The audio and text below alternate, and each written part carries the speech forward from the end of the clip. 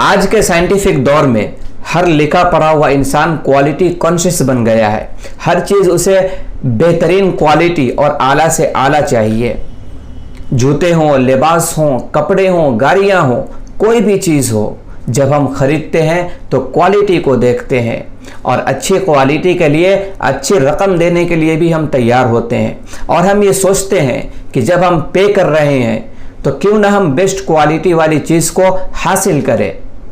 यहाँ तक कि कंपनी वाले भी, मैन्युफैक्चरिंग वाले भी अपने डिपार्टमेंट में एक क्वालिटी कंट्रोल डिपार्टमेंट अलग से रखते हैं। मालिक अपने मैनेजर को बताता है कि हमें प्रोडक्ट की क्वालिटी में कोई भी कंप्रोमाइज़ नहीं चाहिए, वरना हमारे कस्टमर टूट जाएंगे।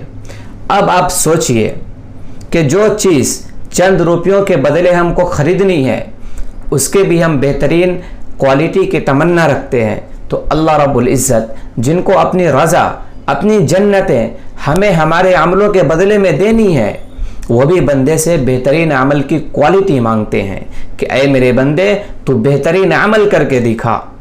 इसलिए फरमाया खलक़ल मौत वल हयात, हमने मौत और हयात को पैदा किया, लियब्लुवकुम अय्युकुम अहसनु अमला, ये देखने के लिए कि तुम में से कौन बेहतरीन अमल करता है। साथियों, एक होता है क्वांटिटी और एक होता है क्वालिटी। अल्लाह रब्बुल इज़्ज़त को दोनों चाहिए, क्वालिटी भी और क्वांटिटी भी। अल्लाह रब्बुल इज़्ज़त फरमाते हैं कि तुम नमाज़ें भी पढ़ो मगर मेरी याद के साथ पढ़ो।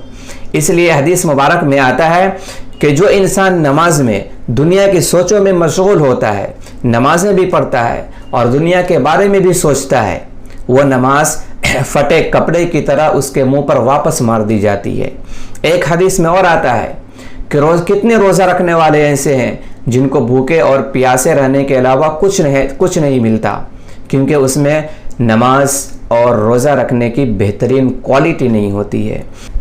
अब आप इसको यूँ समझिए कि अगर एक मन सोना है तो उसका वज़न भी एक मन सोना ही होगा, और अगर एक मन चांदी है तो उसका वज़न भी एक मन चांदी ही होगा, और अगर एक मन मिट्टी है तो उसका वज़न भी एक मन मिट्टी ही होगा। लेकिन एक मन सोने की कीमत कुछ और होती है और एक मन चांदी की कीमत कुछ और होती है, और एक मन मिट्टी की कीमत कुछ और होती है। इसी तरह अल्लाह रब्बुल इज़्ज़त किसी की नमाज को सोने का भाव लगाएंगे तो किसी की नमाज को चांदी का भाव लगाएंगे, और किसी की नमाज को मिट्टी की कीमत पर भी कबूल नहीं फरमाएंगे। इसलिए मेरे हम नशीन साथियों, हमें अपने अमल को बेहतर से बेहतर बनाने के लिए बेहतरीन कोशिश करनी चाहिए।